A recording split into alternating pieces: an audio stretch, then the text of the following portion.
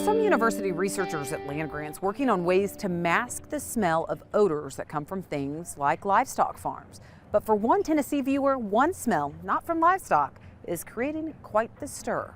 We have an interesting question from Paul Bowman in Decatur, Tennessee. What is your opinion on the fertilizer made from a wastewater treatment plant here in Tennessee?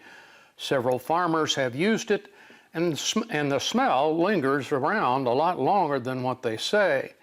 I know it's cheaper, but is it safe? What would you suggest or recommend on how to protect our backyard flock from any new disease? Well, wastewater solids, or sewer sludge, are closely monitored by the EPA and the cities themselves constantly and are considered safe to be used as fertilizer. It is extremely unlikely to present a disease threat to your animals either. Oddly, some of the contaminants that are a recent area of investigation are pharmaceuticals, from acetaminophen to opioids. Now, about 40% of biosolids are disposed of as ag fertilizer, and we're continuing to examine whether a slow buildup of such trace contaminants in soil is a long-term problem. Strict rules about runoff and stringent testing have not shown significant dangers. This ag disposal method, though, is usually more about how our brain works than whether sewer sludge is hazardous to human health. Humans evolved to depend largely on sight to experience and manage in the world. Our sense of smell is, well, crude compared to many other mammals.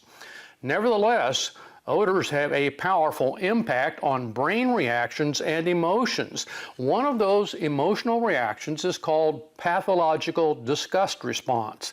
It is largely involuntary, which is why one child vomiting in a classroom can trigger others simply from the smell. We don't have any choice about what types of odors cause this response. It's hardwired into our brain to protect us from contamination.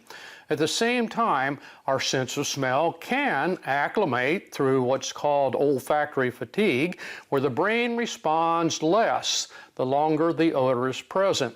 Many agricultural smells fall into this category. Hog farms, silage, machinery odors, and smoke are examples.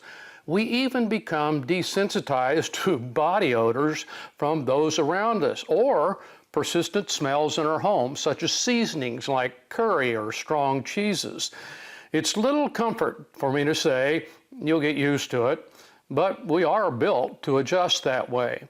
However, the instinctive link that things that smell bad are harmful cannot be easily overcome with logic and lab results. Thanks, John. Well, that conversation may not have been so appetizing, but after the break, we're about to tap into your taste buds. It's a find that happened here at SDSU more than 50 years ago, and it changed ice cream as we know it today. We'll tell you how next.